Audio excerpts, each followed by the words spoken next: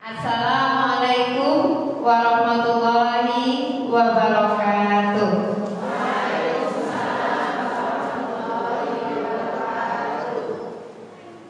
Gimana kabarnya awati mila semuanya, ibu-ibu dan adik-adik semuanya?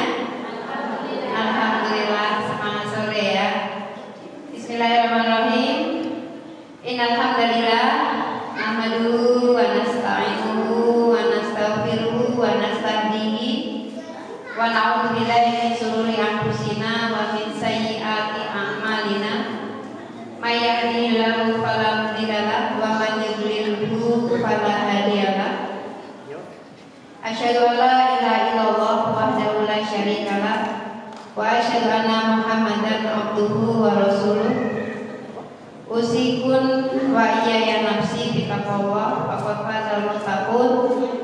Kama qala ta'ala ya ayyuhalladzina amanu ittaqullaha wa qulu qawlan sadida yuslih lakum a'malakum wa yaghfir lakum dzunubakum wa may yuti'illah wa rasulahu faqad faza fawzan 'azima. Wa qala ya ayyuhalladzina amanu taqullaha wal tanzur nafsum ma qaddamat lighad wa taqullaha innallaha khabirum bima ta'malun.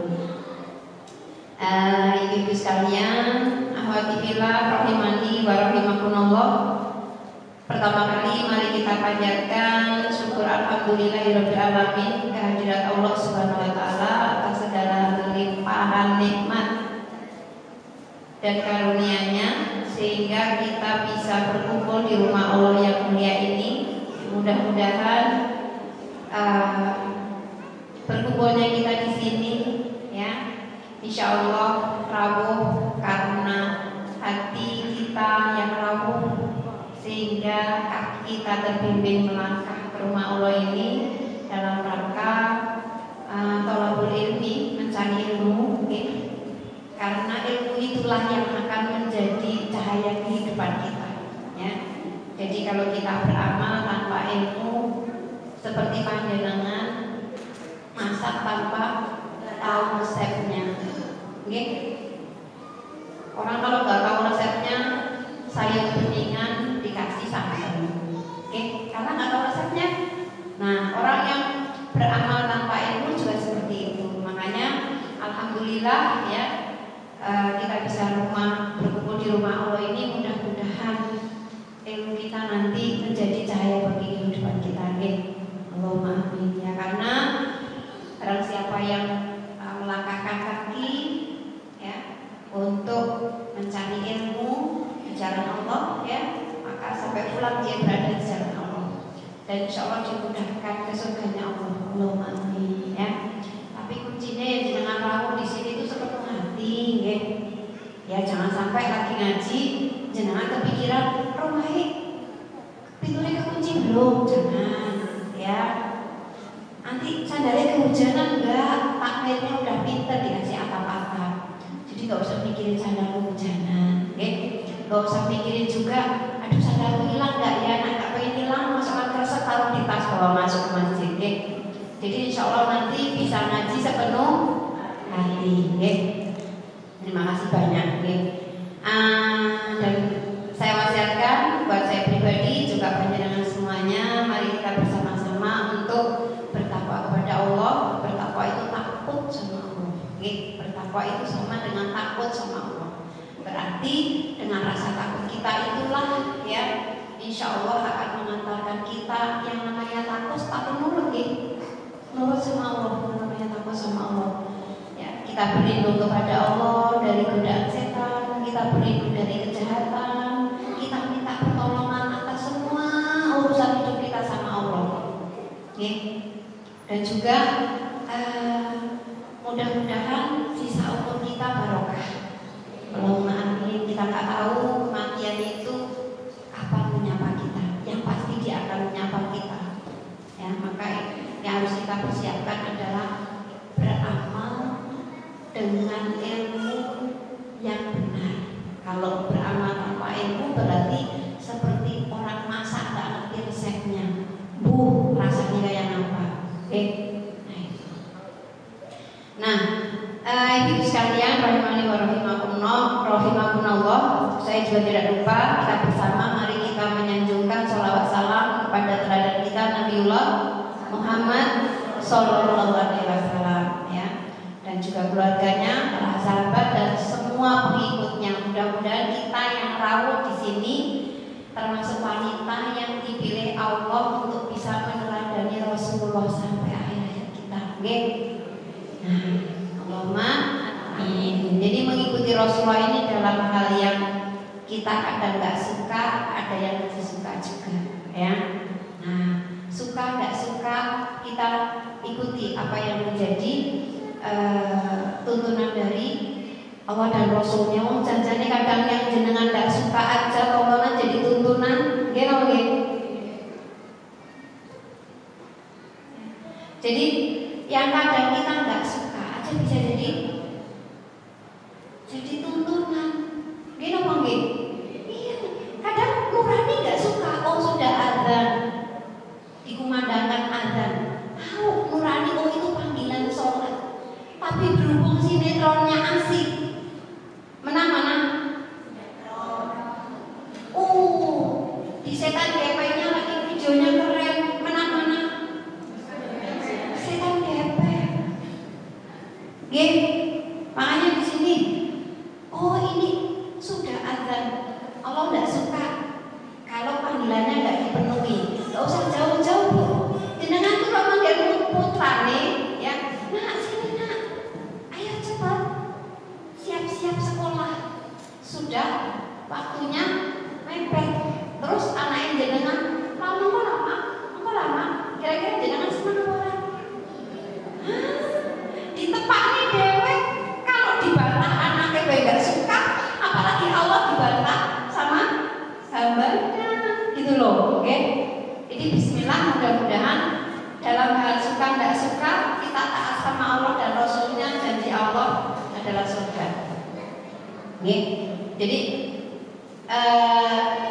wattaba'ahum bi ihsan, mengikuti dengan ihsan itu berarti di situ pasti ada yang bertentangan dengan hawa nafsu kita. Nah, hawa nafsu kita itu yang dikalahkan. Itu namanya mengikuti dengan ihsan, bukan ihsan nama orang loh ya. Ihsan itu sebuah istilah dalam Al-Quran dan hadis. Salah satu yang berhubungan dengan mengikuti Rasulullah, mengikuti dengan ihsan berarti kadang tidak suka dan suka. Gak usah ada bu yang udah menikah nih melayani suami kan kadang-kadang ada yang sepenuh hati, ada yang separuh hati. Nah, yang separuh hati ada harus jadi harus jadi utuh gitu loh. Gitu. Lagi capek-capek gitu ya. Anak separuh hati malah aku dosa. Akhirnya jadi sepenuh hati gitu loh. Sama Allah juga seperti itu karena itu sebuah perintah. Oke. Jadi ketika kita bersolawat kepada Nabi, tidak hanya sekedar melafalkan Sallallahu Alaihi Wasallam, tapi di situ ada kekuatan dari hati kita untuk tunduk patuh, ya. Karena pada dasarnya nanti pada hari kiamat kita dikumpulkan di padang mahsyar, jarak matahari didekatkan 1 mil, panasnya luar biasa, dan semua manusia ditenggelamkan oleh keringatnya, saking panasnya matahari, ya, sesuai dengan kadar dosa masing-masing. Kalau dosanya setinggi mata kaki, ya tenggelam oleh keringatnya setinggi mata kaki. Nah gimana kalau dosanya yang setinggi kepala? Tenggelam, berenang dengan keringatnya sendiri. Alhamdulillah.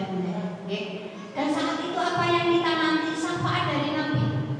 Makanya ketika bagaimana kita mengharap syafaat sementara kita ibaratnya dengan tunjuk belum sama orang, bu tolong saya dipinjemi uang jenengan dikenal beura loh. Nembung utang sama orang yang kenal aja enggak. Kira-kira percaya enggak? Itu sama seperti itu. Tetap dapat syafaat, tapi yang kita harapkan menunggu syafaatnya tidak berkepanjangan. Karena sehari di akhirat sama dengan 1000 tahun di dunia. Nah, makanya Utsman bin Affan radhiyallahu anhu menasihatkan, hendaklah kalian senantiasa bertakwa kepada Allah. Karena bertakwa atau takut kepada Allah itu membawa keberuntungan. Dan hendaklah kalian menjadi orang yang cerdas, sehingga beramal untuk setelah kematian. Jadi orang cerdas itu beramal untuk nanti setelah kematian itu apa sih yang bertanggung dipertanggungjawabkan. Nah, itu yang sekarang kita lakukan di dunia. Dan dalam kalian mencari cahaya-cahaya Allah untuk menerangi gelapnya kubur. Untuk menerangi gelapnya kubur apa? Ketaatan kita kepada Allah, sedekah kita, ya. Kemudian amal soleh kita dari tilawah Quran ya, yang kita baca. Quran yang kita baca itu nanti menjadi teman bagi kita di alam kubur. Dan ilmu yang lain yang kita pelajari dari Allah dan Rasulnya akan menjadi teman kehidupan kita nanti setelah kematian. Jadi di kubur itu banyak ujiannya ya, sampai nanti kita di akhirat itu sudah masuk ke surga atau neraka dan sudah selesai. Nah, yang kita persiapkan di situ. Makanya dilanjutkan nasihat Usman itu jangan sampai kamu dibangkitkan pada masa dalam keadaan buta padahal kamu di dunia bisa melihat. Nah, inilah makna kita bersolawat dalam artian tidak hanya sekedar solawat, tapi kekuatan dari hati kita untuk meneladani Rasulullah dan mencapai nanti kebahagiaan di akhirat kelak mendapatkan syafaat dari Beliau. Ya. Dan sebelumnya saya minta maaf, ini sayangnya suara saya ngebasnya gedean kayak pekan kemarin ya. Ya, saya pekan kemarin isi di sana suaranya masih bersih, ini kayaknya agak blubur. Baiklah, jazakumullah khair kepada pembawa acara dan ibu-ibu semuanya. Hari ini kita akan mengkaji tema apa, Ibu? Islam memuliakan wanita. Masya Allah. Saya ambilkan dari buku ini nih. Hukum-hukum khusus yang berhubungan dengan kaum mukminah, wanita yang beriman. Nah, ya, itu tema yang hari ini kita ambil, yaitu Islam memuliakan wanita. Tanya apa sih bertanya? Berarti dulu wanita nggak dimuliakan dong? Benar-benar hina banget ya. Sebenarnya itu tidak hanya berlaku. Kalau dalam buku ini kan dikisahkan lebih kepada asal muasal di Arabnya, di Saudi, di Arab, di Timur Tengah secara umum, di Mekah, Al-Mukarramah secara umum, secara khusus, babil umumnya adalah seluruh dunia. Semua mengalami masa jahiliyah. Masa jahiliyah itu masa yang di situ jauh dari petunjuk Islam, ya. Dan sebelumnya juga mengalami masa fatrah, masa kekosongan dari kenabian antara dari Nabi Isa dan Nabi Muhammad itu masa fatrahnya lama. Jadi orang itu mengalami jahiliyah yang luar biasa. Sampai digambarkan kejahiliyahan di pada masa itu sebelum diutusnya Nabi Muhammad. Wanita itu tawaf di Ka'bah, mengelilingi Ka'bah yang saat itu sebelum Nabi Muhammad diangkat sebagai nabi, itu di sekelilingnya banyak patung, ya, bahkan 300-an patung lebih. Nah, orang tawaf mengelilingi Ka'bah di situ tanpa sehelai benang menutup tubuhnya. Bisa jangan bayangkan, isin Bu? Iya. Tidak hanya itu, ya. Jadi bentuk jahiliyahnya yang khusus untuk perempuan itu lebih kejam. Kalau laki-laki mana nggak begitu, ya. Jadi kalau untuk perempuan itu luar biasa, ya.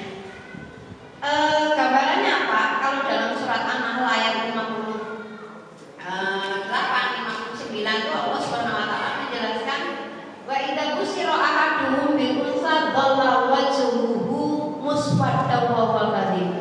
Jadi seorang laki-laki kalau dikasih kabar, dalam bahasa Arab kalau busro itu kabar gembira sebenarnya. Tapi kabar gembira ini tidak diterima. Ya, jadi bila seorang laki-laki dikasih kabar gembira bahwa anaknya melahirkan seorang anak perempuan, itu gak gembira. Apa yang terjadi? Dhalla wajhu, mukanya itu marah. Kalau dikasih berita anak istrinya melahirkan anak perempuan nggak suka banget, ya, nggak suka, benci sekali. Karena tradisi setempat akan mengatakan ayusikuhu ala hune amyadusuhu fitro. Apakah anak bayi merah yang baru lahir, perempuan merah nih, bayi merah yang baru lahir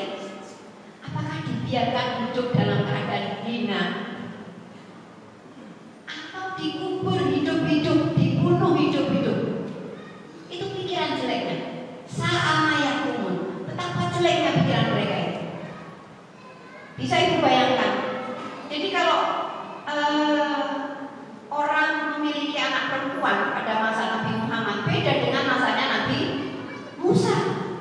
Pada zamannya Nabi Musa, ya, kerajaan Firaun yang berkuasa, anak laki-laki harus dibunuh karena nanti akan menumbangkan kerajaan Firaun.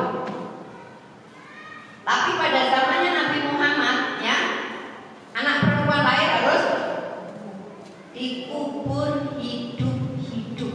Makanya kalau dalam surat At-Takwir itu wa idza mau'udatu su'ilat bi ayyi dzambin qutilat. Atas dasar apa? Ya. Mau udah itu bayi perempuan yang masih merah dikubur hidup-hidup. Atas dasar apa dia dibunuh? Itu nanti dari kiamat ditanya, kenapa kamu dibunuh sama orang tua? Hanya karena malu, coba. Hanya karena malu punya anak perempuan. Kalau seandainya dibiarkan hidup, itu hidup dalam kehinaan. Hina sekali seandainya dibiarkan hidup. Hinanya bagaimana? Ya, bila dia tumbuh remaja, kemudian nikah, itu nggak pakai mas kawin. Jangan pakai mas kawin, nggak kemarin nikah, pakai mohon. Jadi itu nikah tanpa mas kawin. Kalau dari pernikahannya itu kemudian suatu saat suaminya meninggal, ya, dia bukan lagi dapat warisan, tapi dia jadi warisan. Yang terjadi seperti itu. Jadi warisan.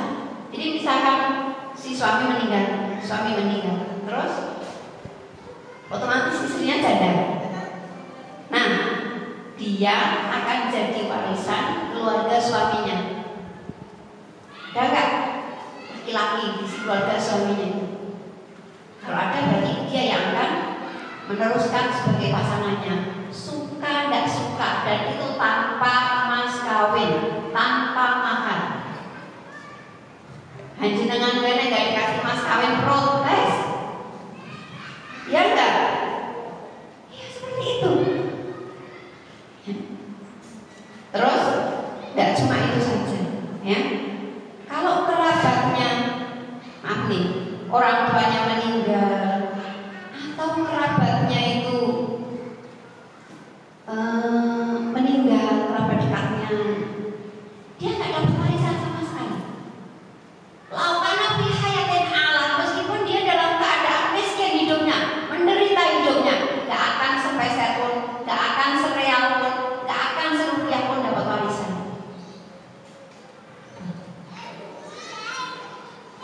Kejam nggak? Sampai seperti itu. Ya Allah, luar biasa. Nah, kalau laki-laki menikah, ya, itu poligami, Bu. Banyak banget. Poligaminya itu sampai sesuka-suka. Dan itu tidak dikasih nafkah. Hanya pelampiasan birahi. Hanya itu. Hanya untuk pelampiasan birahi. Jadi nggak dikasih nafkah sama sekali, enggak. Sama sekali nggak dapat. Tak pikir-pikir loh, tak pikir-pikir, ya Allah, saya merenungkan. Berarti masih beruntung saya, ya Allah. Saya, ya, dulu sebelum masuk Islam, saya tinggal di sebuah perkampungan. Ya, saya masuk Islam tahun 89-90, pertengahan 89 mau masuk 90. Nah, saya bercita-cita pengen keluar dari kampung saya. Kenapa saya tidak ingin tinggal di kampung saya? Karena di situ anak usia SMP kelas 2 itu pasti sudah hamil, pasti. Bisa dipastikan, bahkan kelas 1 SMP naik kelas 2 hamil. Jadi bangku sekolah itu lama-lama kosong. Orang mabuk, miras, minum minuman keras itu biasa di setiap tempat. Terus kesenian budaya yang ada di lingkungan saya itu kayak reok, seni reok gitu. Nanti habis reokan mabuk, udah biasa. Dan pelampiasannya maaf, anak-anak yang baru tumbuh SMP kelas 2, kelas 3 itu sudah kok lulus kelas 3 SMP itu hebat kan? Nah, saya berpikir ya Allah, ternyata orang di kampung saya malah lebih baik daripada Arab zaman dulu ya. Karena meskipun LKMD, lama kayak orang disit, itu ada mas kawinnya, Bu. Ada mas kawinnya. Nah, orang Arab dulu enggak. Wanita zaman dulu enggak. Jadi wanita sebelum datangnya Islam, sebelum hadirnya Nabi Muhammad dalam kehidupan umat Islam, itu benar-benar wanita enggak ada nilainya sama sekali. Ya. Maka begitu Nabi Muhammad hadir, ya, Nabi Muhammad diutus oleh Allah untuk menerangi kehidupan pada masanya. Perubahannya luar biasa. Perubahannya luar biasa, ya. Kalau perempuan lahir, ya, tidak lagi dibunuh, ya. Makanya ada seorang laki-laki, ya, begitu sebelum menyatakan diri masuk Islam, dia mengungkapkan masa lalunya. Ya Rasulullah, saya datang ke hadapan Anda ingin bertaubat dan masuk Islam. Apakah saya bisa diterima nih taubat saya? Kenapa tidak? Begini ya Rasulullah, saya dulu waktu dikabari oleh keluarga saya bahwa istri saya melahirkan anak perempuan, saya bersabar. Meskipun saya marah, saya bersabar. Tapi istri saya ini berusaha untuk mengamankan anaknya.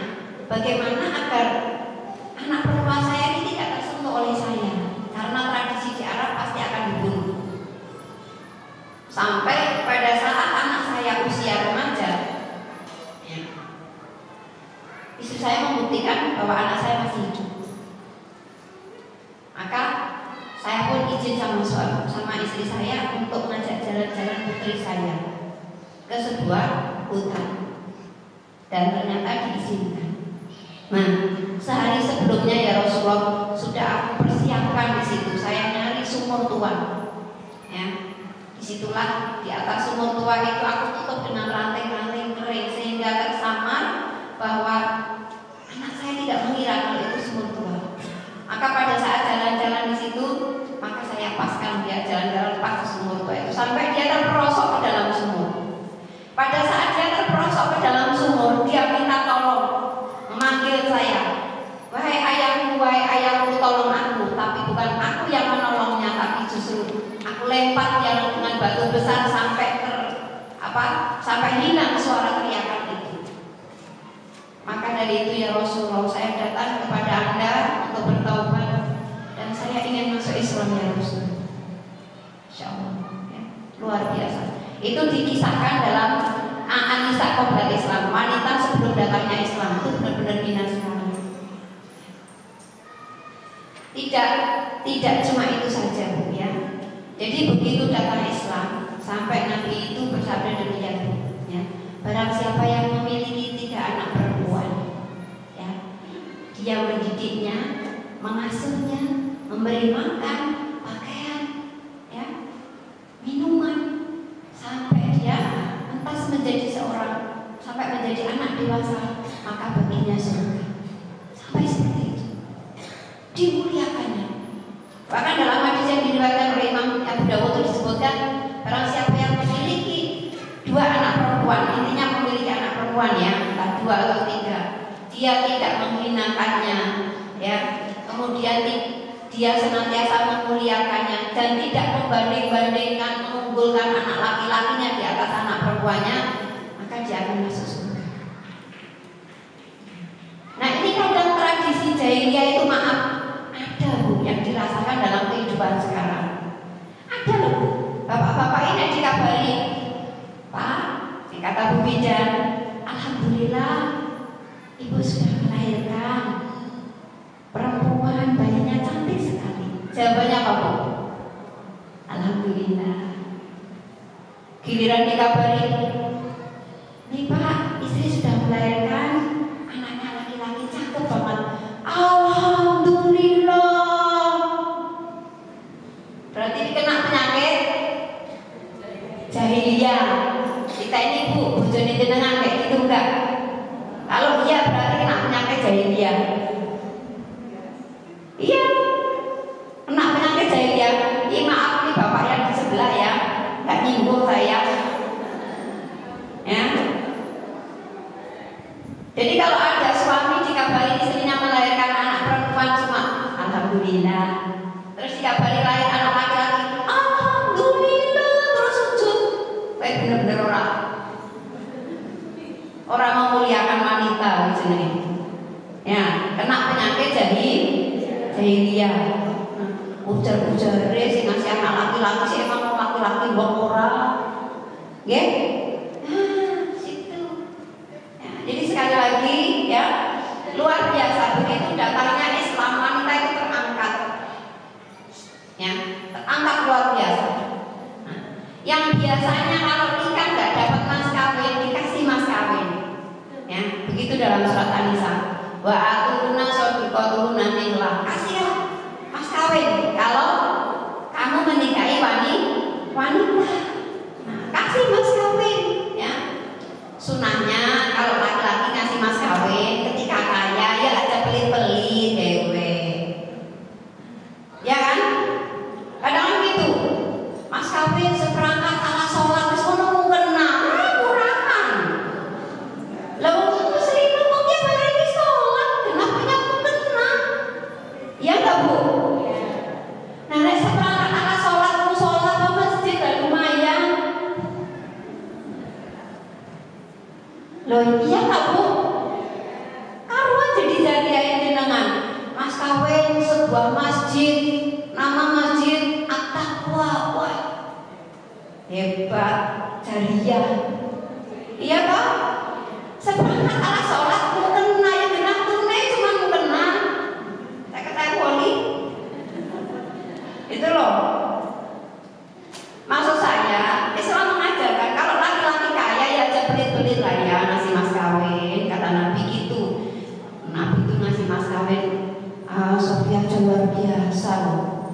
Dinar pakainya. Ya meskipun ketika maaf nih, ketika calon suaminya kok nggak punya, ngasih mas kawinnya pun cuma Al-Fatihah, ya diterima. Karena sebaik-baik wanita, Aisyaruna Ma'una yang memudahkan mas kawin, meringankan mas kawin gitu. Jadi jangan lihat pasangannya aja, oh tajir melintir, alhamdulillah. Ya, jangan dong minta sing berharga, sama kena bertahun itu dewek, ya.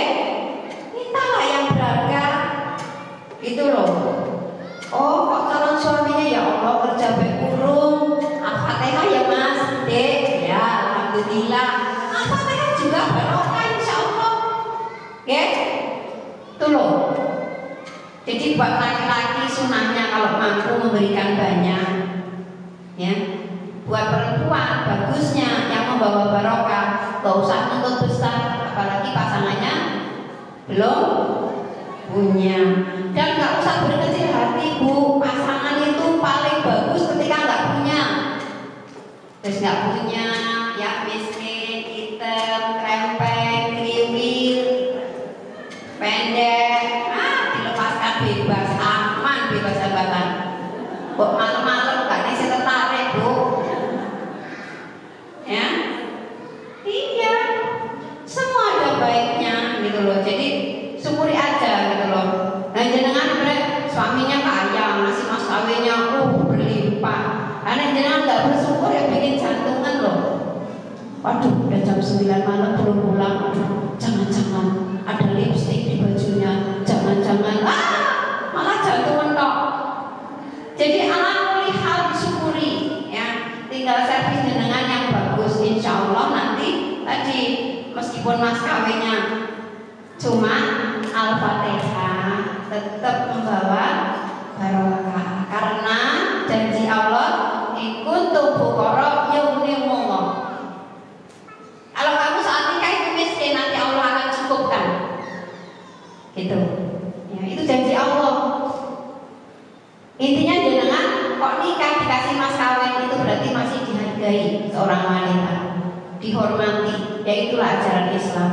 Lau khataman min hadidin kata Nabi, seandainya mas kawinnya itu cincin dari besi.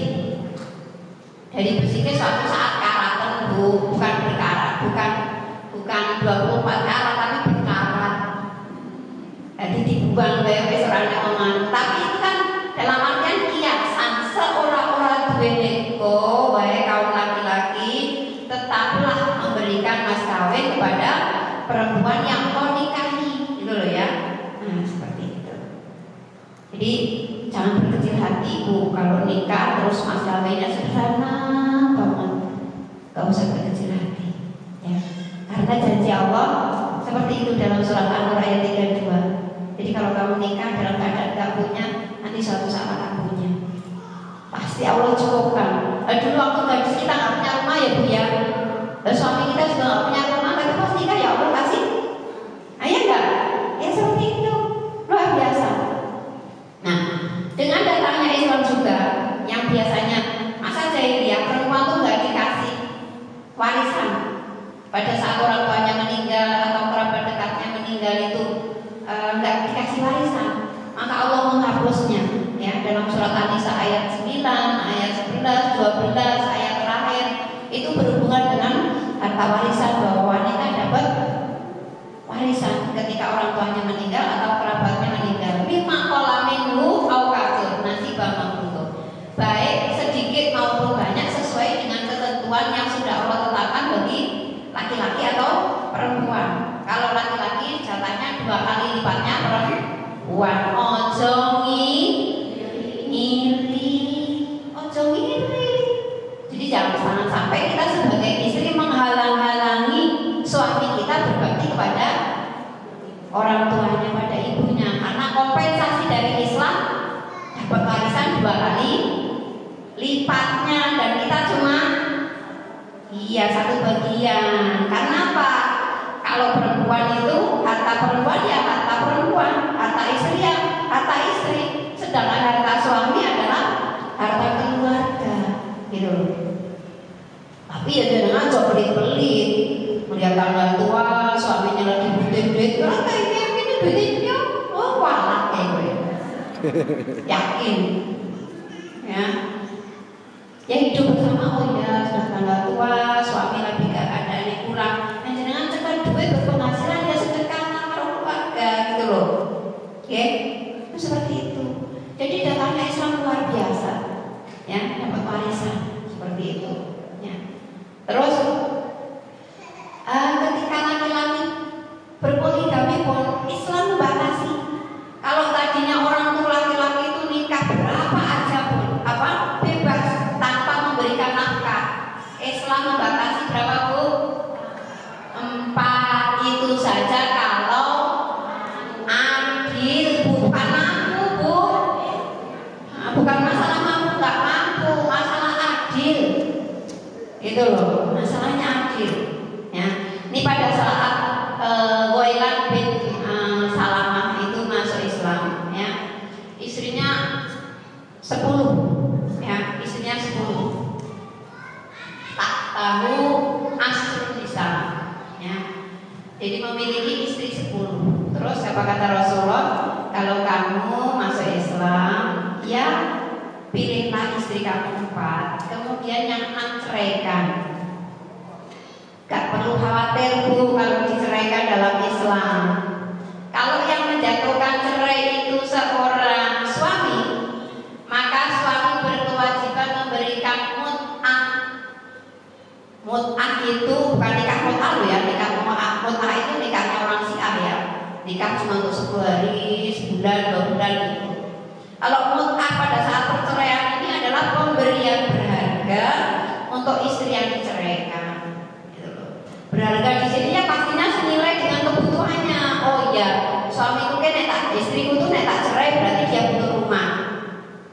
dikasih rumah, segala kebutuhan rumahnya dikasih. Ya, kamu saya ceraikan dan ini mutahnya. Gitu. Bukan nggak kayak sekarang cerai rampung bubar-bubar karena ejo kelopor mangan mono orang mono. Itu suami terlaknat. Tenang, nggak boleh seperti itu, dosa. Ya kan sekarang gitu. Begitu ketok palu pecah ya. Begitu ketok palu cerai, akhirnya apa? Dia udah tinggal sama istri mudanya, istri tuanya sudah dicerai, anaknya ikut istri tua, nggak dikasih nafkah anaknya. Itu zaman sekarang Bu. Awal sebulan 2 bulan dikasih, berikutnya enggak. Itu praktek di mana-mana Bu, berdasarkan survei dan curhatan yang sampai ke saya seperti itu. Ya, naudzubillah ya. Jadi kok Islam itu memuliakan sekali. Jadi nikah itu dibatasi istrinya 4. Itu pun kalau adil ya. Adil secara materi Bu. Kalau cinta nggak bisa. Nggak bisa. Ya, jadi Nabi itu istrinya lebih dari 4, khusus Nabi. Jadi Nabi itu ngajari poligami juga Bu. Tapi poligaminya Nabi itu berdasarkan ketentuan dari petunjuk Allah. Ya. Nih, jadi ini pelajaran buat jenengan. Ya mudah-mudahan panjenengan oral. Seandainya dia ya untuk punya konsep kayak gitu nih. Ojo dudukan Bu. Ya. Jadi nih. Ini konsep aja biar panjenengan tahu kok suatu saat suaminya nembung, mungkin jenengan bisa menunjukkan gitu loh, ya. Nabi itu poligami satu karena prinsip karena dasar pendidikan. Jadi Nabi menikahi Aisyah itu karena Aisyah itu cerdas dan keilmuannya luar biasa, sehingga ya untuk menghafalkan hadis itu cepat sekali Bu. Jadi beliau itu hafal 2000 ya, 2000 hadis lebih. Jadi kalau kita mungkin hafalnya saking hafalnya sampai hilang di luar kepala ya Bu ya. Nah, kalau Aisyah itu hafal betul. Makanya dinikahi Nabi dalam artian nanti menemani dakwahnya Nabi, mengajarkan hadis-hadis Nabi tentang kehidupan Nabi ini loh, cara Islam dalam menjalani kehidupan. Makanya Nabi menikahi Aisyah radhiyallahu anha. Jadi karena unsur pendidikan dan dakwah. Pertama unsur apa Bu? Pendidikan dan dakwah. Jadi Nabi poligami itu karena unsur pendidikan dan dakwah. Yang kedua, karena unsur siasat atau politik. Kayak Nabi menikahi Sofia binti Huyai. Itu kenapa? Karena Sofia dan bapaknya itu adalah kepala suku Yahudi, yaitu Khosrow dan Aus. Jadi pembesarnya dia, tokohnya, pemimpinnya. Pada saat terjadi peperangan melawan kaum muslimin, ya, ternyata kalah. Karena kalah, Sofia dan bapaknya serta pengikutnya ini jadi tawanan. Terus para sahabat Nabi menyampaikan, wahai Rasulullah, ya, termasuk Umar, Abu Bakar itu menyarankan, coba Rasulullah dinikahi saja. Ini kan pimpinan kaum. Kalau engkau nikahi, nanti kamu akan masuk Islam semuanya. Nah, karena saran para sahabatnya inilah kemudian dinikahilah Sofia. Lalu semua suku Aus dan Khosrow masuk Islam. Jadi karena sebuah politik atau siasat dalam bahasa Arabnya.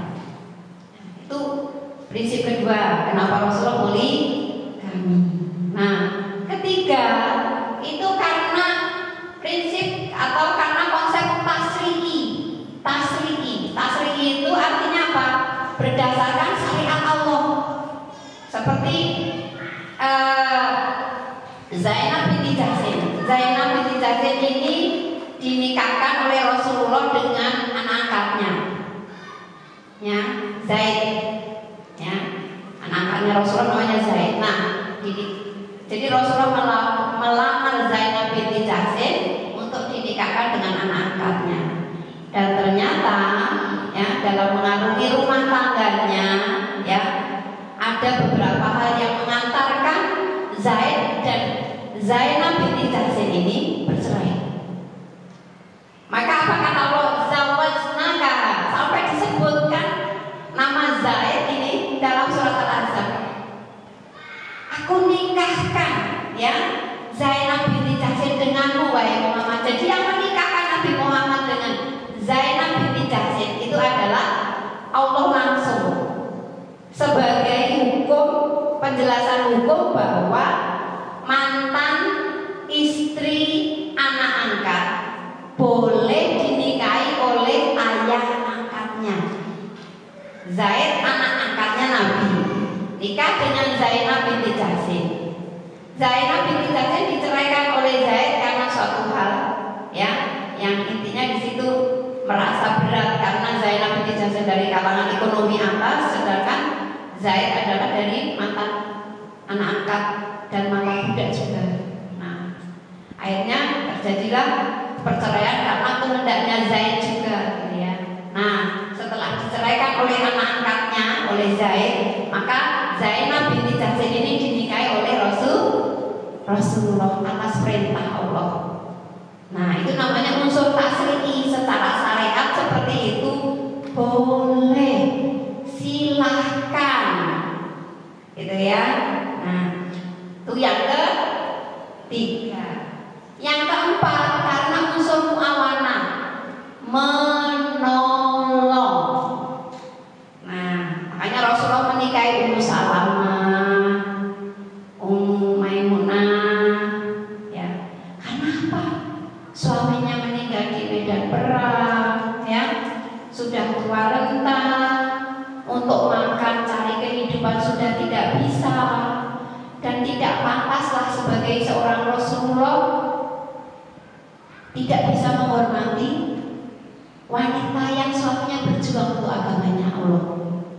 Ya, sama-sama dulu berjuang dari sejak di Mekah, masa sulit. Nah, sebagai penghormatan Nabi apa?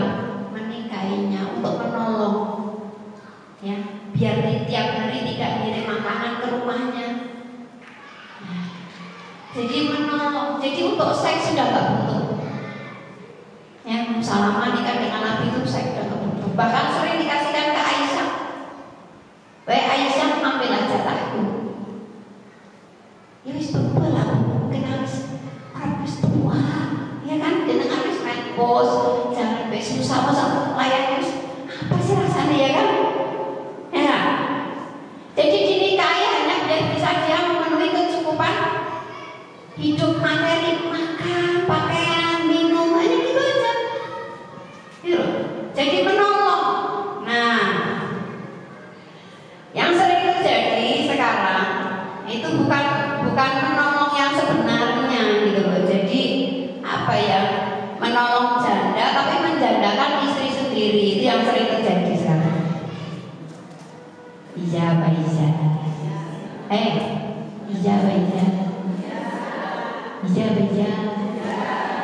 Orang mau ya orang kuning.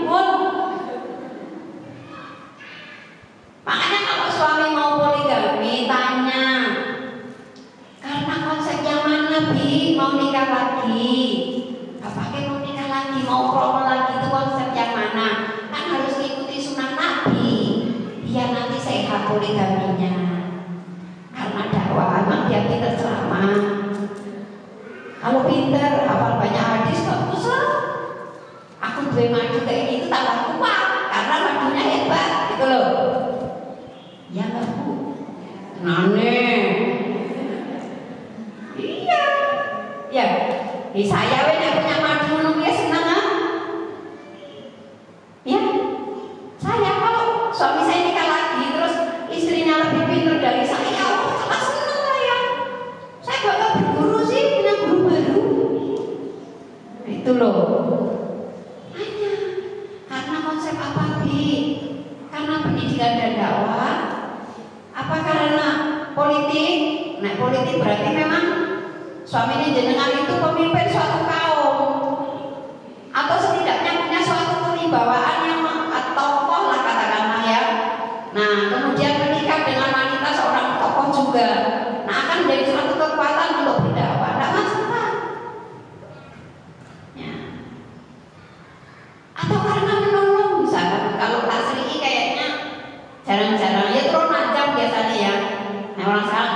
ranjang ya boleh aja.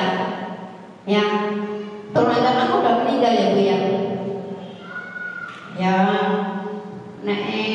belum meninggal jadi apa Bu? Nambah ranjang. Iya tahu Bu. Enggak turun ranjang, nambah ranjang deh. Ya. Kalau karena menolong berarti coba dilihat dia masih bisa enggak cari nafkah. Kok kira-kira umur 60 ya apa-apa lah. Ya kan? Mau jatahnya jenengan apa kurang? Nih, suami jenengan nikah umur dengan perempuan yang umurnya 60. Kuliah apa aja? Ya kan? Mesti yang kita jenengan saya subur, saya produktif, hormonnya masih bagus. Kalau sudah menopause hormonnya udah lain katanya. Ya. Oh kalau karena unsur muawanah monggo kelas-kelasnya biar bisa makan. Nah, jenengan malah disayang kalau istri yang kedua, disayang sama madunya. Soalnya apa? Dari situ dia bisa makan, ya kan? Ibarat dia punya bapak, senang banget tidak terima makan, ya kan? Ibarat suami jangan datang ke situ, ibarat tidur dia udah nggak merasakan enaknya, gitu loh. Paham ya? Jadi bukan kok nolong janda yang kincling, sebenarnya masih bisa berkarya, ya. Wes ngono ujung-ujungnya provokasi, akhirnya menjandakan istri sendiri. Rumah tangganya sing wis kutuk kocar kacir, itu yang sering terjadi sekarang. Setuju? Begitu kenyataannya. Ya. Meskipun saya menjumpai loh Bu, ini yang saya lihat di sekitar Banyumas ini, saya menjumpai di sebuah wilayah di Jawa Timur karena saya dulu pernah ngajar di sana. Jadi tahu. Jadi kalau seorang, saya tuh jempol kalau suami jenengan yang itu keren yakin, mantap yakin. Seorang laki-laki menikah, ya. Padahal saya itu karena penasaran, jadi saya silaturahmi loh, tak datangi semuanya istrinya itu. Kenapa kok bisa gitu loh? Soalnya pun Bu, nggak kayak yang kita lihat di berita atau di sekitar tetangga kita itu enggak, rukun banget, yakin. Mau saya pertama penasaran sih, datang ke pas ketemu di jalan karena sekolahnya itu di pelosok, jadi naiknya gerobak yang didorong sama kerbau, yang ditarik kerbau. Itu ada mobil, kayaknya keren, saya nebeng. Assalamualaikum Pak, ya. Oh ustazah ya, oh gini. Karena ustazah diizinkan Bu naik mobil yang itu. Nah, tapi saya di belakang. Nah, di depan tuh yang duduk 3, sopir, terus cewek 2. Nah, saya penasaran. Terus begitu turun, nah, terus besoknya lagi saya silaturahmi ke rumahnya. Kok kemarin saya diboncengin mobilnya, makasih ya Bu, terima kasih banget. Jenengan bisa duduk bareng gitu, kakak beradik ya saya bilang gitu. Oh enggak Bos, kita kan kakak beradik dalam pasangan. Hah? Masya Allah, poligami Bu? Iya, sudah lama, sudah. Kenapa kalau pergi bareng? Kan saya dikasih toko, terus kakak saya, maksudnya kakak istri, maksudnya yang istri pertama itu punya toko, saya juga dimodali toko, sama. Saya survei isi tokonya ya bodoh, sama, gitu. Dan ternyata, ya, saya survei lagi di lain keluarga, beda suami lagi, istrinya berapa? 4 Bu, 4. Dan itu akur-akur aja, satu kampung coba. Dan anaknya ya akur-akur baik, itu loh Bu, ya luar biasa, itu. Nah kalau yang kayak gitu sih aku mau, ya toh Bu. Suami benar-benar kowal gitu, gak cuma ya maaflah masih materi, tapi juga bisa memberikan semuanya, agama yang terbimbing, materi terbimbing, kebutuhan biologis dapat. Nah itu yang bagus seperti itu. Jadi setelah datangnya Islam dibatasi minimal 4, itu syaratnya adil. Itu malah tak adil. Kalau kamu takut nggak bisa berlaku adil, adil, atuh saja, kata Allah. Kalau kamu laki-laki nggak bisa berlaku adil, siji wae, nggak usah nambah-nambah. Masa menerangi lampu kamar satu aja, beli, nambah kamar liane, lakdol. Nah iya toh, nah itu. Jadi luar biasanya Islam seperti itu. Makanya bagaimana tadi jenengan kalau suaminya mau poligami ditanya, ojo dialang-alangi malah nekat tuh. Ditanya karena apa? Ya bagus loh izin. Nah itu. Jadi jenengan nanti dididik dulu, dikondisikan dulu, kira-kira siap enggak gitu. Karena apa? Kalau tadi dalam Islam itu, sebelum datangnya Islam wanita itu tidak mendapatkan perlakuan baik dalam kehidupannya, ya begitu datangnya Islam ada ketegasan dari surat An-Nisa ayat 19, wa ashiruhunna bil ma'ruf, pergaulilah istrimu dengan cara yang baik. Ya, bahkan dalam hadis itu biar hukum lidisa itu. Jadi laki-laki yang sempurna imannya itu yang paling baik kepada keluarganya, wabil khusus kepada istri dan anak perempuannya. Itu laki-laki yang sempurna imannya, luar biasa. Jadi kalau sampai ada suami berani mukul apa dan yang lainnya itu berarti maaf, harus diarahkan keimanannya, suruh ngaji. Makanya untuk panjenengan rajin ngaji seperti ini, ya suamilah diajak ya kalau saya rajin ngaji jenengan ikut ngaji ya, biar kita bisa ngumpul di surganya Allah, nggak cuma ngumpul di dunia.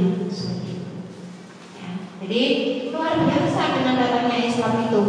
Kalau kita nggak merasakan nikmatnya Islam, masya Allah, hidup wanita itu benar-benar hina banget. Perlakuannya nggak ada kemuliaan sama sekali. Makanya bersyukur ya Bu ya, bersyukur.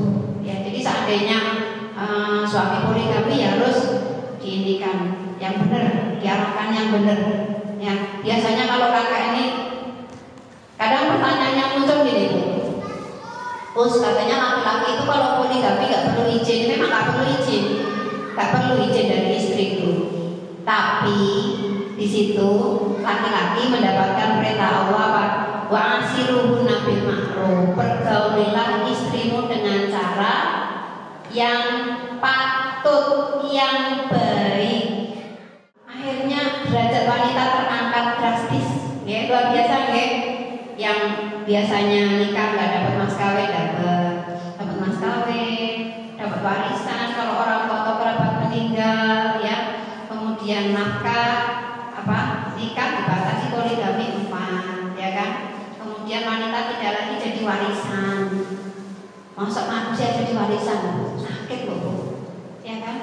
Nikah dibatasi 4, itu pun syaratnya adil secara materi Bu, karena kalau cinta nggak bisa dibagi, katanya gitu. Cinta nggak bisa dibagi, materi bisa dibagi tapi cinta nggak bisa dibagi. Nah, itu, ya. Meskipun istrinya banyak, hanya 1 atau 2 yang paling nempel di hati laki-laki itu. Ya, makanya di situ ketika Rasulullah sudah berusaha membagi adil dengan pasangannya, ya, beliau berdoa kepada Allah, ya Allah, inilah yang aku bisa lakukan untuk istri-istriku. Tapi dijawab oleh Allah dalam surat An-Nisa itu juga. Ya, lantas tati'u anta ila baina nisaikum walau harastum bina. Meskipun kamu sudah berusaha maksimal wahai Nabi Muhammad untuk pengen berlaku adil kepada istri-istrimu, gak akan pernah. Lan itu kalau dalam bahasa Arab itu artinya tidak akan. Kamu tidak akan pernah bisa berlaku adil. Bisa dalam hal materi, tapi dalam cinta nggak bisa. Itu fakta ya. Nah, jadi nggak usah sakit hati Bu kalau. Makanya tadi harus luruskan niat ketika suami mau nikah lagi, dicek betul ya. Nah seperti itu. Kemudian dari beberapa kemuliaan yang dirasakan oleh kaum wanita dengan datangnya Islam tadi kan lumayan ya Bu, luar biasa, bukan lumayan lagi, luar biasa kemuliaan yang dirasakan oleh wanita yang tadinya menjadi mutiara yang berlimpah dan berharga sekali. Nah, apakah setan diam saja? Tidak. Setan membiarkan saja? Tidak. Nah, sampai sekarang setan berupaya bagaimana wanita yang oleh Islam ini sudah diangkat derajatnya, yang tadinya benar-benar seakan-akan hina-hina, nggak ada nilainya, ya, diangkat derajatnya oleh Allah dengan kemuliaan-kemuliaan yang tadi saya sampaikan, ya. Ternyata setan nggak terima, ya. Lalu apa Bu? Dengan nggak terimanya, dijadikanlah wanita sebagai adatun tadbir, sebagai alat untuk menghancurkan wanita itu sendiri. Caranya bagaimana? Wanita dibujuk untuk ngapain gitu ya, kamu di rumah di desa kerja cuma jadi petani, penghasilan nggak seberapa, udah yuk kerja ke kota. Dibawa kemana Bu? Di rumah kecantikan. Ngapa? Ternyata di situ ada sesuatu, ya. Nanti kalau ada pelayanan sekian jam, ada tamu laki-laki istimewa sekian jam, ada bonusnya sekian. Tahu-tahu hamil, tahu-tahu kena penyakit kanker kemaluan, ya. Nah, jadi belum lagi kadang-kadang, ayo kamu cantik gitu, ngapain di kampung nggak enak hidupnya, ayo jadi artis, ya, ayo jadi bintang film, ayo jadi foto model. Banyak sekali tawaran-tawaran itu. Nggak cuma dalam bentuk pekerjaan Bu. Setan menawarkan dalam wujud apa? Tontonan yang kemudian menjadi tuntunan. Disajikanlah drama Korea, ya, yang nggak mengenal waktu. Ada yang suka drama Korea Bu? Ada? Kalau ada diganti, ya, karena mata kita nanti dimintai tanggung jawab.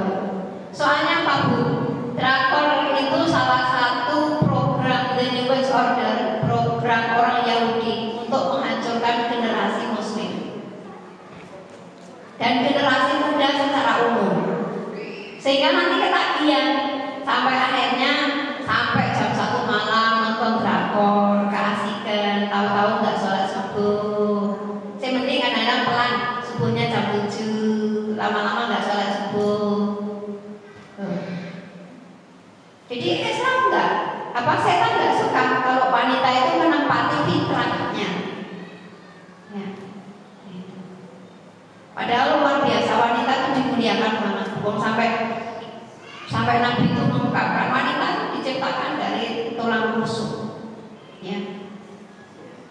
Dan bila bengkok kemudian diluruskan dengan paksa maka dia akan patah. Pas tahu subini saya maka nasihati wanita dengan cara-cara yang baik. Gak boleh kasar sama wanita. Nah kemudian gak terima setan, wanita diperlakukan seperti itu gak terima. Makanya tadi dijadikan sasaran-sasaran oleh setan. Makanya harus tahu kalau itu perangkapnya setan, jebakan-jebakan setan seperti itu harus tahu, ya. Nah itu. Nih Bu, panjenengan kalau pengen ridhonya Allah, sudah nurut sama suami, nurut sama Allah, sama Rasul, udah ada janji Allah surga, udah, ya, itu. Insya Allah ketika panjenengan ngumpul di rumah Allah seperti ini, suami juga ikut ngaji, insya Allah kebahagiaan akan dirasakan, akan bahagia. Belum lagi kadang ditawarkan dalam bentuk profesi keluar rumah, ya. Kalau panjenengan kok pengen kerja di luar rumah, Islam pun mengatur Bu, karena kita tidak boleh meninggalkan fungsi utama kita, ya. Kita itu begitu menikah Bu, nggak perlu promosi jabatan kemana-mana. Kalau jenengan kerja di kantor, karir di kantor, kok pengen dapat promosi jabatan, kok jenengan modelnya itu luar biasa, siang malam, keperes tenaga, pikiran semuanya, baru naik jabatan. Tapi kalau kita menikah dengan pasangan kita sebagai suami istri muslim muslimah, ya, langsung jabatannya naik apa Bu? menjadi manajer di rumah tangga suami. Ro'iyatun fi baiti zawjiha, jadi manajer di rumah tangga suami, jadi pemimpin di rumah tangga suami. Dan itulah sebenarnya surga kita. Ya, balasannya bukan pria saja. Ya, oh nek dibalas rupiah ya suami kita nggak mampu. Setuju nggak? Waktunya cepet ya. Jadi kalau dibalas rupiah, suami kita itu nggak bisa bayar kita, Bu. Iya nggak? Iya loh. Coba nih, kalau ngadopsi anak, kita kayak ini. Ya, misalkan seorang istri nggak. Kalau orang barat kan gitu, pengen punya anak tapi nggak perlu melahirkan. Itu nyewa kandungan berapa bulan? Nyewa kandungan doang. Dan itu jelas haramnya. Belum maaf, kalau namanya tidur semalam di hotel, semalam berapa? Hitung-hitungan loh, ini kelas ini saya nggak ngajari yang buruk loh ya. Saya nggak ngajari yang buruk ya. Ini gambaran seandainya suami itu bisa menghargai wanita seperti apa nilainya wanita, dia akan mencintai wanita dengan tulus yang luar biasa. Ya. Karena kalau di dunia kan nggak bisa. Namanya tidur di kelasnya Aston semalam berapa? 600, Bu. Itu kelas rendahan. Bukan semalam, jam. Itu ada jamnya itu. Ada sip-sipannya. Namanya bebek goreng istilahnya. Ya, itu. Cuci pakaian. Sewa pembantu untuk ngurusi rumah, cuci pakaian, setrika, dan yang lainnya. Itu sebulan berapa kalau bayari pembantu? Gak tahu saya kalau di sini ya. Kalau Purwokerto minimal 1 juta sebulan. Ada anak, ngurusi pakaian dan yang lainnya berapa, itu belum masak. Masak tetap istri sendiri. Itu suami itu gak bakal bayar, Bu. Gak bakal mampu bayar. Ya. Itu kalau itu hitungan materi. Makanya suami yang baik dia akan melihat jeripayahnya seorang istri. Suami itu kerja di luar berapa jam, dan kita 24 jam. Apalagi kalau punya baby, punya anak kecil. Makanya biasanya suami yang paham kehidupan seperti itu sama istri itu luar biasa. Nah, begitu juga sebaliknya. Jenengan akan bayar suami kayak apa? Gak bisa, ganti gak bisa. Dan hitungannya bukan bayar membayar, bukan. Sekali lagi, disitulah istilah memuliakan. Makanya sekali lagi, ibarat terpaksa panjenengan kok pengen mencari kegiatan di luar rumah untuk tambahan ekonomi. Maaf, yang namanya wanita di Indonesia itu gak cuma tulang rusuk ya, Bu, kayaknya tulang juga. Soalnya kita gak tinggal di Arab. Kalau di Arab, daerah Timur Tengah, secara umum nafkah itu ada 2 macam. Ada nafkah istri, ada nafkah keluarga. Jadi suami itu ngasih 2 nafkah. Nafkah istri berarti suami ngasih uang hanya untuk istri saja. Nah, nafkah keluarga berarti suami keluar uang untuk serumah. Nah, kalau di Indonesia enggak ada. Makanya maaf, ibarat katanya, ya jangan ngiri, aku pengen di Arab beda. Di sana penghasilannya gede, minyaknya besar, orang haji umroh luar biasa. Di sini negeri kita aja digadaikan ke luar negeri, dijual tambang emasnya. Mulanya Indonesia nih hidupnya susah sih, ya kan? Gak usah ngiri, ya, gak usah ngiri. Intinya gini, kalau misalkan perempuan kok terpaksanya keluar rumah untuk cari tambahan keuangan untuk ekonomi keluarga, usahakanlah ketika kerja ya di tempat yang di situ kebanyakan perempuan semua, biar nggak terjadi setan ini kadang-kadang itu ternyata gue ganteng ya sebenarnya begitu, setan gue, ya kan? Iya, jadi usahakan kerja di tempat yang di situ kebanyakan perempuan semua. Kalau ada yang mungkin 1 atau 2 pasti nggak mungkin kita lepas ya. Paling nggak tuh 90% perempuan. Sebelum kerja ya usahakan pekerjaan rumah itu beres. Jadi pulang rumah itu badan capek tapi rumah juga sudah rapi. Misalkan seperti itu. Kemudian juga jangan melupakan bahwa saya punya tugas mendidik anak. Apalagi profesinya dengan misalnya keluar untuk ngajar sebagai ibu guru. Jangan sampai ngajari anaknya orang dengan penuh kesabaran padahal dengan amplop yang gak sepiro. Tapi kepada anak sendiri dan suami ternyata sisa-sisa kesabaran. Jadi pulang itu dari mau segar galak ekol. Nah itu guys alamat rezeki yang diterima nggak barokah.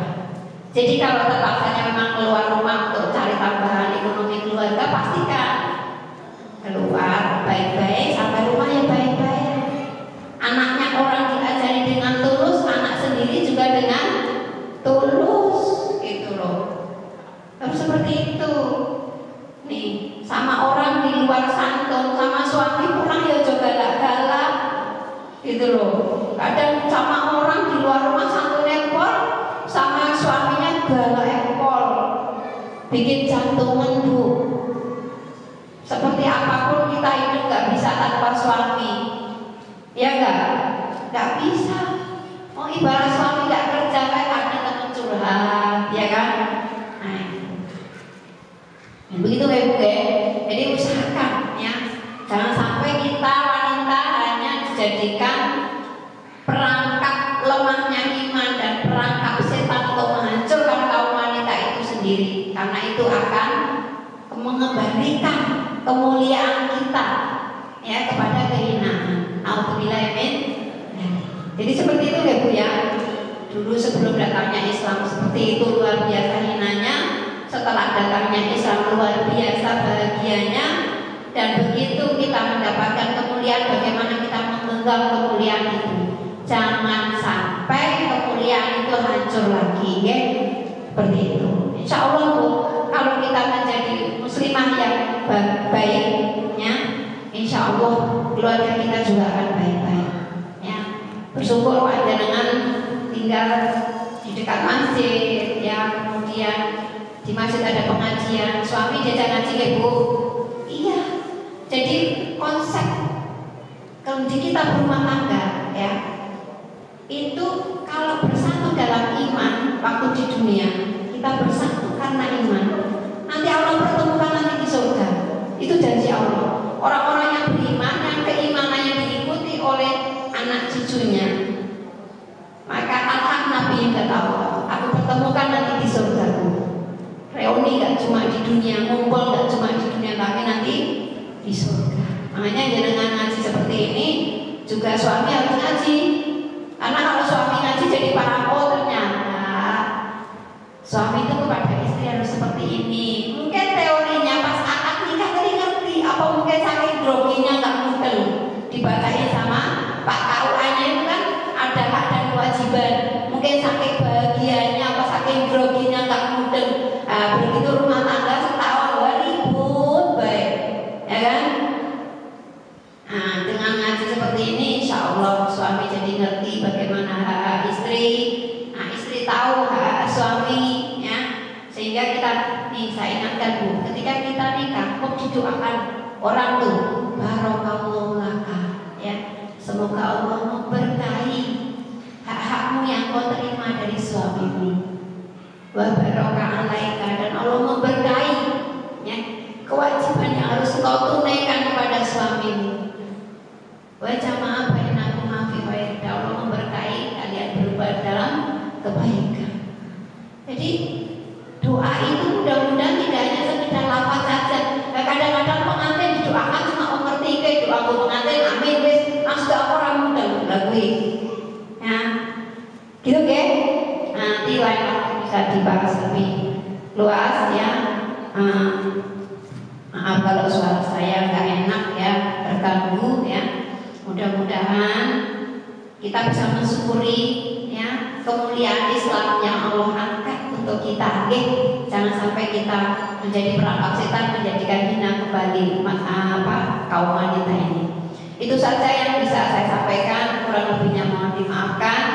barangkali mungkin ada pertanyaan tadi sudah melewati waktu yang ditentukan oleh pengurus ya. Saya cukupkan sekian. Aku qouli hadza astaghfirullah li wa lakum wa li sairil muslimin min kulli dzamb wastaghfiruhu innahu huwal ghafurur rahim. Ada pertanyaan mungkin? Oh ya.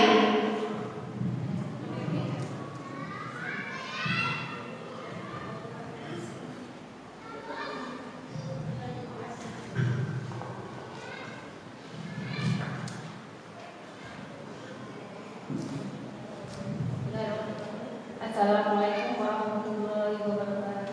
Waalaikumsalam warahmatullahi wabarakatuh. Saya ingin menanyakan, ini pengalaman pribadi dan mungkin ada beberapa ibu di sini yang kehidupan rumah tangganya itu LDR dengan suaminya. Oh iya. Yang ingin saya tanyakan itu amalan apa yang kita lakukan agar kita itu mendapatkan pahala sama dengan rumah tangga yang kumpul gitu. Karena kan nggak mungkin kita mencucikan baju itu sama sekali nggak mungkin, menyiapkan makanan itu kan sama sekali. Tapi dia tetap mendapatkan pahalanya itu bagaimana ya? Masya Allah. Luar biasa ini pertanyaan. Nggak terima dia. Sebenarnya gini Mbak. Itu pertanyaan yang luar biasa menurut saya. Pada dasarnya suami istri tidak ada yang tidak ingin berkumpul ya Mbak. Ya. Karena LDR itu cinta jarak jauh mungkin Bang ya. Maksudnya suaminya jauh gitu Mbak, istrinya di sini. Nah, jadi perpisahan ini sendiri sudah masalah sebenarnya. Ya, jarak jauhnya suami istri sebenarnya sudah masalah. Apalagi ketika istri ditinggal suami itu anaknya masih kecil-kecil, meskipun kadang disediakan pembantu, tidak selalu pembantu itu sehat. Jadi ya, pembantu itu tidak selamanya sehat, kadang ada sakitnya juga. Masalah itu terasa, kesulitan itu terasa. Kadang pengen menumpahkan perasaan dan yang lainnya. Ya, pengenlah derita dan beratnya itu pengen juga dirasakan bersama dengan suami. Itu saja sudah merupakan masalah tersendiri. Nah, kadang itulah cara Allah menyatukan cinta jenengan. Ya, jadi cinta itu teruji ketika jarak jauh. Ya, kalau dekat mau ribut kayak kadang. Ya, bagi yang suka ribut. Nah, bagi yang suka. Tapi dengan jauh itu jenengan jadi memberikan yang istimewa. Cuma kadang-kadang jenengan ada gangguan-gangguan setan sing mandang nyentil kowe. Nek lagi hormonnya lagi labil magnet apa itu kan bisa aja pikiran itu mungkin duh suamiku ono apa ya. Ya pastinya ya sama Allah. Gitu ya. Jadi yang bisa panjenengan ini kan hanya suami ya.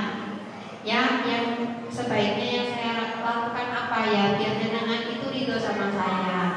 Saya di rumah harus seperti apa? Meskipun saya ya sebutkan juga saya sebagai istri saya tahulah pekerjaan saya begini. Saya harus seperti ini. Berusaha jenengan membangun kepercayaan suami juga. Harus ikut jenengan ini tresno oman apa tresno bojo. Nek omahmu ora nek sing ngekep liyane. Nek bojomu nek sing ngekep liyane ya. Oh gitu ya. Iya. Nek saya yang mau suami daripada rumah. Oh dengan punya suami jadi punya rumah. Itu. Ya ikut. Berarti harus ikut terus.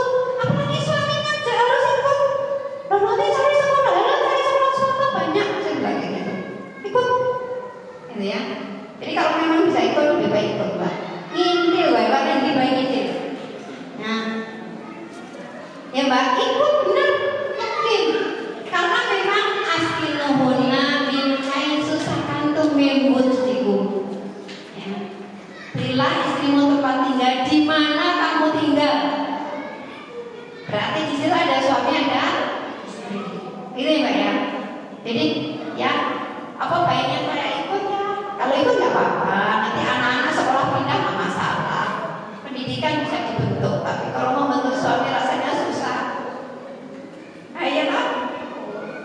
Ayo mbok, mertua yang lahirin kayak apa? Didik, nyekolahkan, muliakan, kerja, simpanan siapa? Apa ibu mertua kita? Kita coba kita. Jadi ibu mertua itu wanita yang harus benar-benar kita genggam. Ya kan? Iya kan? Coba jangan pikir, mertuanya jenengan melahirkan susah kayak apa? Didik kayak apa? Nyekolahkan, muliakan sampai dapat pekerjaan, wes punya pekerjaan maton, saya pengen jenengan loh, coba. Gila mungkin? Itu. Jadi suami harus disayang, mertua harus disayang. Itu baiknya ikut ya, ikut aja. Saran saya. Kalau saya ikut, saya dulu juga punya karir loh. Saya sebelum nikah punya karir juga. Ngajar di SMP sama SMA. Begitu nikah ya saya berjuang untuk suami, ya kan? Tawarin ngajar lagi, oh saya berjuang untuk anakku sendiri. Nanti saya nggak mau ngajar anak orang penuh kesabaran, anakku sisa-sisa kesabaran. Oh. Nah, ada waktunya anak sudah masa gede lah, lalu saya mulai, tapi saya nggak ngajar. Ya kayak gini-gini nih, dari satu tempat ke tempat. Gitu. Ini Mbak ya. Ikut aja. Kalau suami memang mengizinkan ikut, ikut. Mbak belum sudah diwai ikut Mbak. Ya, ikut, gitu ya. Wah, ada berapanya ya? Oh, Masya Allah, luar biasa. Ikut, kalau boleh ikut, ya. Gak apa-apa ya, nonton juga nggak apa-apa. Wong kita di dunia memang kontraktor. Nonton nggak apa-apa.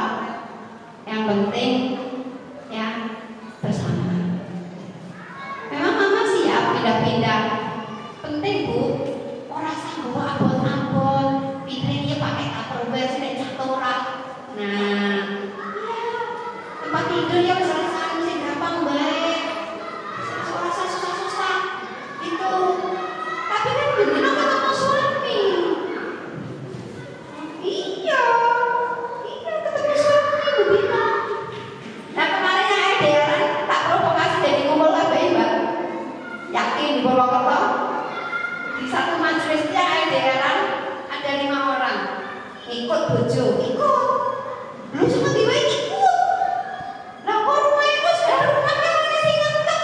Bojoku dikekep jelas pikir aku iya kan rumahnya sampai kelane sing juko sing penting sertifikat aman karena bojone jenengan bisa dipeluk perempuan lain masalahe lho ibu gak percaya kok bu jangan sekarang nih tampang gak masalah kok jelek kayak apa sing penting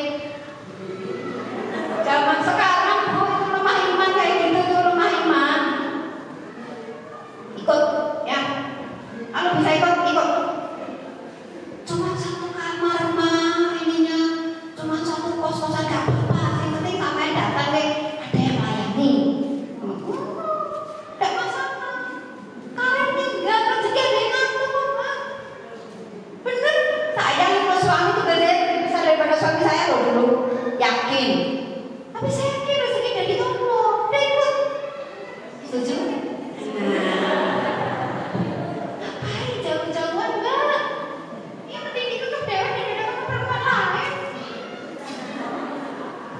Yakin? Kecuali maaf nih, panjenengan terpaksa di sini ngurus ibu mertua sudah tua renta. Ya, ibumu ada dalam asuhan.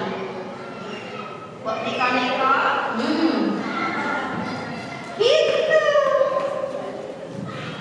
Ridhonya ibu itu loh saya cari. Aku sudah berusaha mencari ridhomu dengan bakti pada ibumu. Jangan khianati daku. Tuh, kalau memang rawat orang tua ya. Tapi kalau memang lebih baik, kalau memang enggak ikut dengan orang tua, ikutlah. Duit bisa dicari rezeki datang sendiri, insya Allah dengan usaha kita. Ya. Apa ini grup LDR harus ikut suami kamu cocok ya emang kalau kerja di Jakarta di Bomo karena kos sih loh bu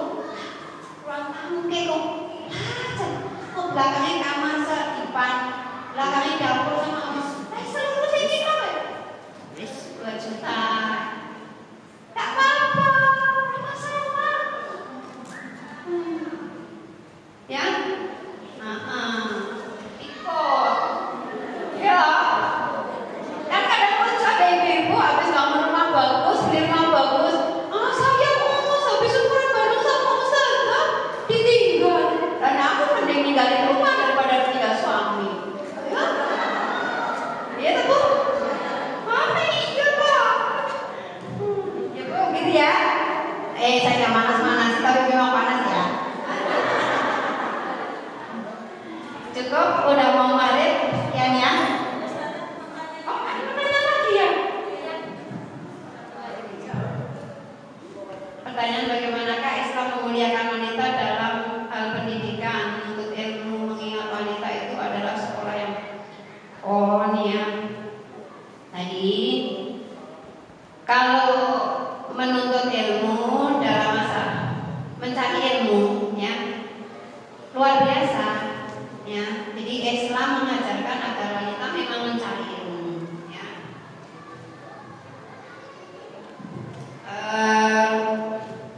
Kenapa wanita harus mencari ilmu? Karena wanita itu adalah guru pertama dan utama. Layar ceprot sing didik anak dengan tak ngomong jangan bukan guru PAUD, bukan. Jadi seorang ibu harus sekolah, belajar dan belajar. Kalau perlu di majelis taklim kayak gini jangan minta kepada pengurus, Bu, materinya tentang pendidikan anak dan rumah tanggaan yang urut ya. Nah, jadi jangan didik anak ngerti ilmu nih. Jangan sampai anak wis ke masjid, biungnya saya nonton sinetron. Berarti itu bukan pendidik tapi penghancur generasi sendiri. Ayo, siapa yang kayak gitu? Aku nggak nuduh sih. Nah, jangan begitu. Ya. Itu kan kalau anak jenengan cerdas, mama nyuruh sholat, dirinya belum sholat, itu dapat murka Allah itu, dapat murka. Nah, guru itu digugu dan ditiru. Dan jenengan wis digugu tapi nggak bisa ditiru. Iya karpe. Iya kan? Guru digugu dan ditiru. Jenengan wis digugu, wis diikuti sama anak. Wis sholat. Jenengan nggak bisa ditiru, ternyata anak wis pulang sholat jenengan sih nonton sinetron. Iya karpe. Berarti itu bukan guru. Tapi maaf, gak beda dengan binatang. Saya dulu ya, binatang tuh kayak gitu Bu. Ya, nah seperti itu. Makanya maaf nih, kalau kita memang pengen jadi ibu yang bersih, pengen ngumpul di surga Allah bareng, sholat nek perlu jenengan ikut ke masjid temenin. Kalau memang gak bisa, setidaknya jenengan ayo wudhu bareng. Gitu ya. Jadi jenengan harus cari ilmu. Bagaimanapun jenengan juga guru pertama dan utama. Disitulah letak kemuliaan panjenengan sebagai ibu yang melahirkan anak. Anak itu bangga. Nih, ingat-ingat tuh, kok sampai anak jenengan tuh bilang, Ma, aku bangga lo punya keluarga seperti ini. Berarti jenengan di mata anak-anak jempol. Anak sukses menjadikan keluarga yang luar biasa. Saya bersyukur dengan anak itu ngomong kayak gitu, Masya Allah. Aku bangga loh nih lahir keluarga seperti ini. Kakak saya seperti ini, adik saya seperti ini, orang tua saya seperti ini. Nah itu berarti memang benar-benar bapak dan ibu sebagai guru yang luar biasa. Bapak sebagai kepala sekolah, ibu sebagai guru yang mengajar. Tuh gitu. Oke, ingat ya bahwa perempuan itu adalah guru bagi anak yang dilahirkan. Guru itu berarti digugu dan ditiru. Berarti kita harus bisa menjadi teladan bagi anak kita. Ya, jadi itu cara Allah memuliakan wanita. Sebenarnya banyak sekali ya, banyak sekali cara memuliakan wanita ya. Tapi waktunya nggak cukup ya.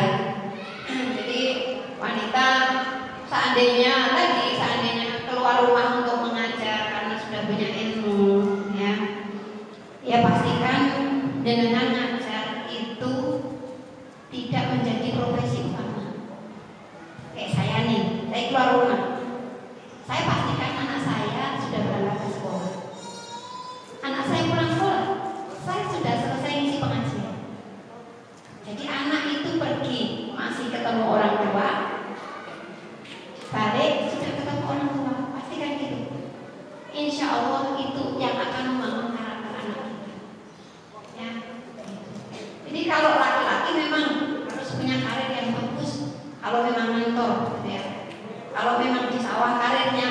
luar biasa, lebih bebas dari diatur orang, gitu ya. Tapi seorang wanita karirnya adalah di rumah, karir utamanya wanita itu di rumah. Adapun di luar itu hanya sebagai kegiatan tambahan positif baginya. Bisa dipahami ya Bu? Ya. Cukup Bu Maghrib? Ya kita cukupkan sejak dulu, gak terasa ya.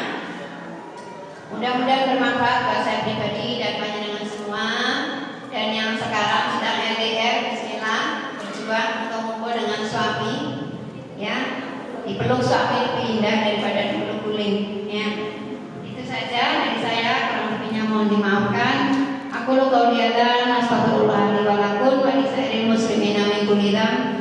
Wastaghfiruhu innahu huwal ghafurur rahim. Subhanakallahumma wa bihamdika asyhadu an la ilaha illa anta astaghfiruka wa atubu ilaik. Billahi taufiq wal hidayah.